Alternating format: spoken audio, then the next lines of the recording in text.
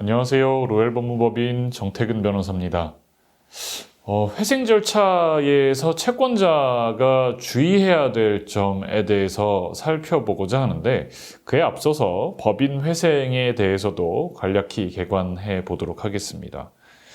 회생 절차는 재정적으로 어려움에 직면해 있는 채무자에 대해서 채권자 또는 이해관계인이 신청을 하면 그 법률 관계를 조정해서 그 사업이 효율적으로 좀 갱생될 수 있도록 하는 제도이죠.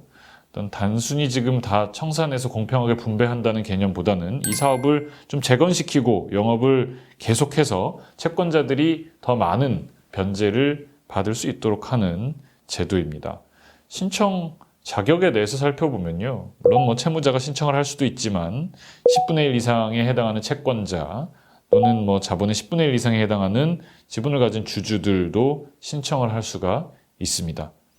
회생 절차에 대해서 신청을 하면 어떤 조치가 있는지에 대해서 살펴보면, 개시 신청을 하면 법원이 필요한 비용 예납을 명하고 대표자에게 오라고 해서 신문을 진행하게 됩니다. 이게 어느 정도 지금 회생 개시 결정을 할 필요가 있는지, 진위가 있는지에 대해서 확인하는 절차이고요.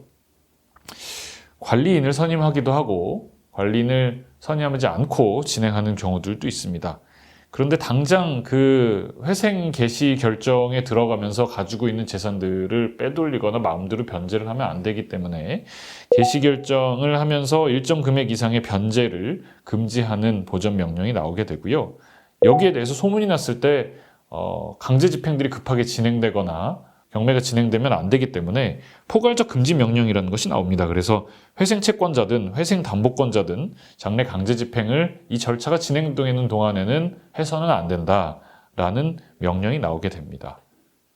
그 이후에는 회생 절차 기간 동안 법원의 허가를 받고서 어떤 처분 행위나 필요한 행위들이 이루어지게 됩니다. 이게 절차 흐름도인데요. 회생 절차 개시 결정이 있으면 대표자를 불러서 심사를 하고, 아까 말씀드렸던 보전 처분이나 포괄적 금지 명령 같은 것이 나오죠. 채무자 입장에서도 변제할 수 없고 채권자 입장에서도 어떤 강제 집행을 해서는 안 되는 겁니다. 개시 결정이 나와서 관리인이 선임되는 경우도 있고 불선임되는 상태로 진행되는 경우 있다고 말씀을 드렸고, 채권자 목록을 제출하고 어떤 회생 계획안 제출 기간을 결정을 하게 되죠. 근데 이게 굉장히 짧은 시간에 이루어지기 때문에 완결성이 많이 떨어지는 계획이고 어떤 채권자 목록일 수 있기 때문에 실제로 이 채권자가 어떤 조건의 채권을 가지고 있는지에 대해서 채권 조사가 이루어지게 됩니다. 목록을 제출하고 신고를 하면 시부인 절차라는 것을 거치게 되고요. 채권뿐만 아니라 지금 어떤 재산을 가지고 있는지, 또 이 기업의 미래 가치가 어떤지에 대해서 검토하는 절차를 거치게 됩니다. 그렇게 되면 회생 계획안이 제출되는데, 이 회생 계획안은 처음에 제출된 것이 끝까지 가는 것은 아니고요. 계속 수정과 변경을 거치게 됩니다.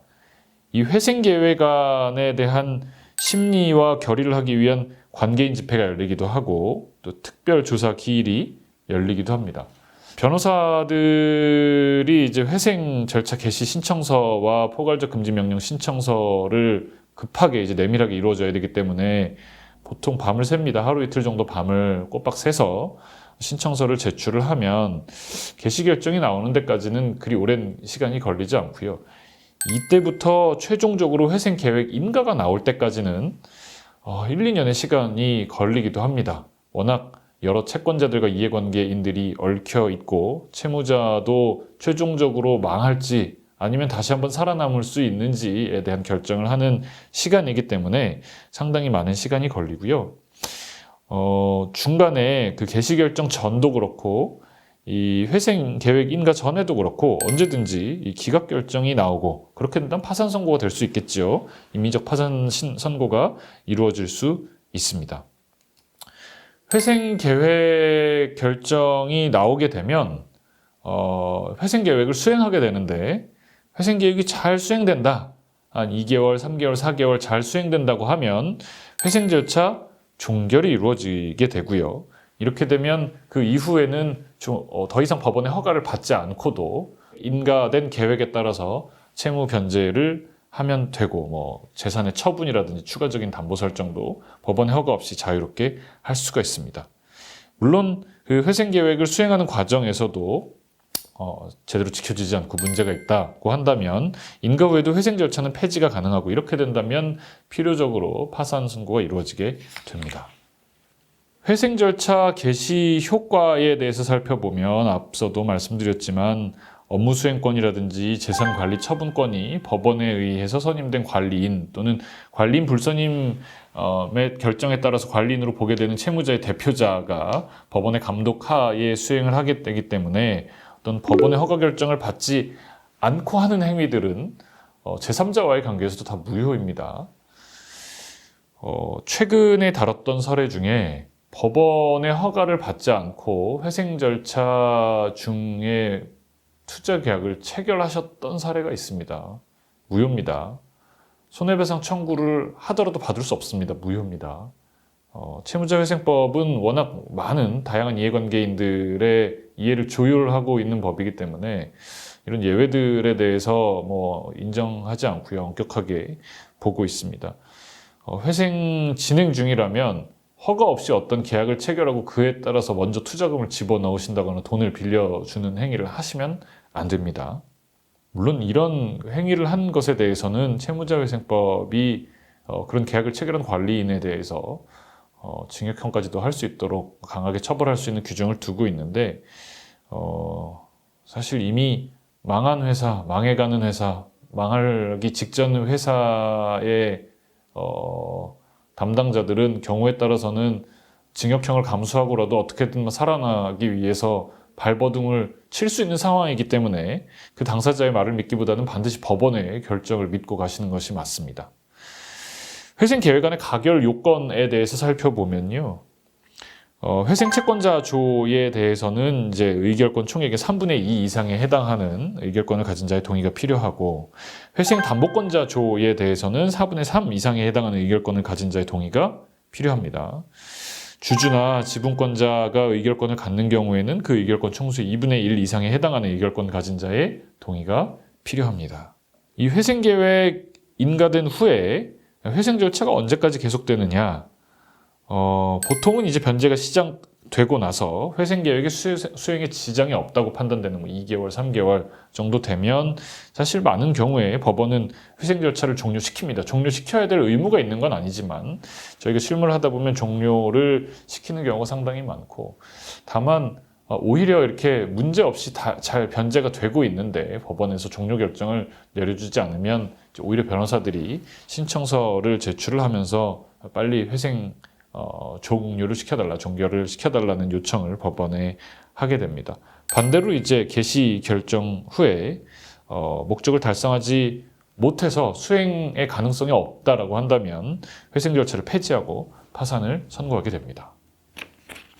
이 회생 절차에서 채권자가 주의해야 될 점을 조금 찝어서 한번 말씀드리고 싶어서 이 슬라이드를 마련했는데요. 많이 실수하세요.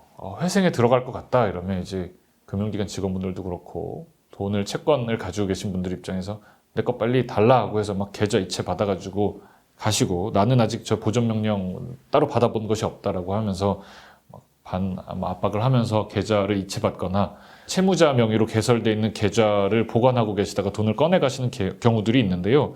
이게 다 무효입니다. 돌려놓으셔야 돼요. 나중에 오히려 더 복잡해지는 사례들이 발생합니다.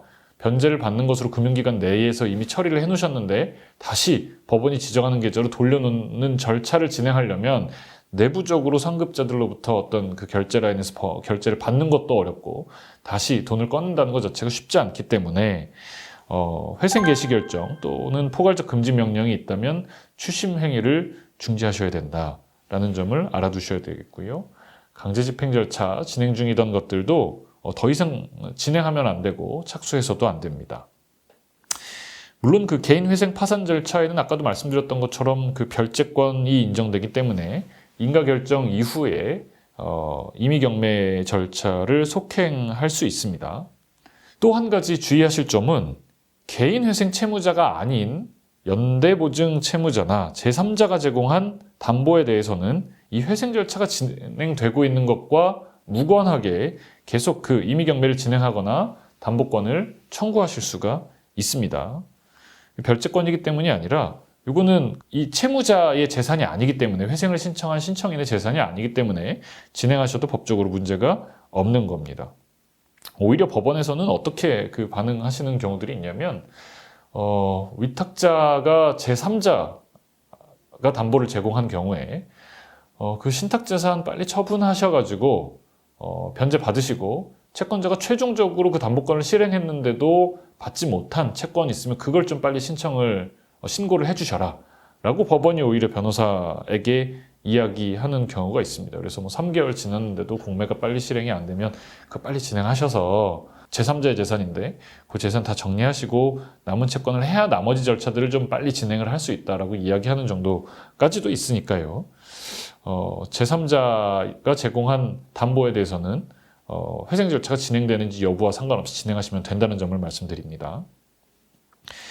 회생 채권자 목록도 꼼꼼하게 검토하셔야 되는데, 저희도 변호사지만 이제 신청하게 되면 급하게 하루 이틀 만에 신청서가 나가야 되고, 보통 이제 저희도 그 채권의 진위라든지 이자율, 채권 조건 같은 것까지 다 확인할 수 있는 여유가 없기 때문에 일단은 이 채무자가 가지고 오는 자료를 바탕으로만 만들어서 접수를 합니다. 오류가 있을 수 있다는 것을 알면서도 시간적으로 물리적으로 불가능하기 때문에 일단 신청서를 넣고 개시 결정을 받아서 포괄적 금지 명령을 받는 것이기 때문에 법원에 제출돼 있는 이 회생 채권자 목록은 부정확한 경우가 상당히 많이 있습니다. 그러니까 회생 채권자 목록을 보시고 아예 본인이 빠져 있는 경우들도 있거든요. 반드시 이 이야기를 들으면 채권자 목록을 확인하셔가지고 본인 채권이 제대로 신고가 되어 있는지, 액수, 또 금리, 다른 조건들에 대해서 정확하게 기재가 되어 있는지 확인을 하셔야 됩니다. 상이한 경우에는 그 개시결정문에 기재되어 있는 이 기간 내에 반드시 회생채권 조사 확정 재판을 신청하셔야겠습니다. 그 회생 절차에서 기간이 상당히 중요합니다. 그래서 채권자 목록 제출이라든지 채권 조사 기간, 회생계획안 제출 기간 같은 기간을 놓치지 않으시도록 주의하셔야겠습니다. 회생 채권자 목록을 잘 이제 파악하시고 나면 채무자가 회생 계획안을 써서 제출합니다. 본인이 어떤 식으로 사업소득을 올려서 이 법인의 현금 흐름을 만들어서 채권자들에게 변제를 최대한 하겠다라는 계획안을 만들어서 제출하게 되는데요. 이게 또 사실 허황된 경우들도 상당히 많이 있습니다. 물론 법원에서도 판사님이 실행 가능성이 떨어진다, 수행 가능성이 떨어진다고 해서 기각을 하거나 다시 계획안을 써와라 이렇게 말씀을 하실 수도 있겠지만, 이 판사님이 다 꼼꼼하게 챙기지 못하시는 경우가 있을 수도 있고, 채권자들의 사정을 우리가 아는 만큼 다 아시기 어렵기 때문에 변제 계획을 검토해보고 이게 현실적으로 어느 정도 가능성이 있는 것인지에 대해서도 꼼꼼히 살펴보시고 의견을 제출하실 필요가 있겠습니다. 아까 우리가 채권에 대해서도 확인 말씀드렸는데, 이 채무자가 가지고 있는 재산이 제대로 신고되어 있지 않는 경우도 우리가 실무를 하다 보면 많이 발견이 됩니다. 채권자들 입장에서는 평소에 이제 파악해 놓거나 알고 있는 채무자들의 재산이 있기 때문에 이 회생 계획 안에 포함되어 있는 재산에 그 재산들이 포함되어 있는지 아니면 누락되어 있는지도 잘 확인해 보셔야겠습니다.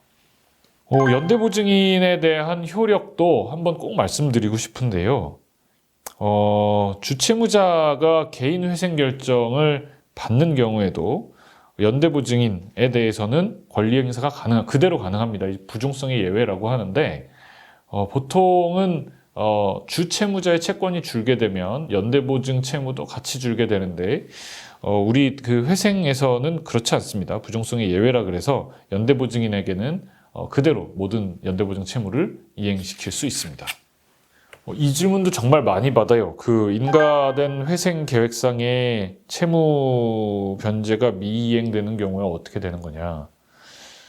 만약에 종결되지 않은 경우라면 절차가 폐지되고 파산 선고를 할 수도 있겠지만, 종결된 이후에는 이미 종결되어 있는 상황에서 기존의 절차를 폐지한다는 개념 자체가 존재하지 않습니다. 종결이 된 이후에는 기존에 우리가 가지고 있는 이 회생 계획 결정에 따라서 우리가 받게 된 줄어든 채무, 그 채권을 기반으로 해서 임의경매 신청이든 강제경매 신청이든 새로운 이제 채권 절차, 채권 집행 절차에 들어가게 됩니다. 이때 어쨌든 우리가 회생 담보권자든 회생 채권자든 아까 말씀드렸던 것처럼 그 채권자 조들에 따라서 3분의 2, 4분의 3에 동의를 해서 결론이 나온 거기 때문에 면책된 채무에 대해서는 소급해서 다시 청구하실 수는 없고요. 이미 줄어들어 있는 채무, 줄어들기로 합의한 채무에 대해서만 그걸 기초로 경매 실행을 하실 수 있겠습니다. 지금까지 법인회생과 또 회생 절차에서 채권자가 주의해야 될 점에 대해서 말씀드렸습니다. 감사합니다.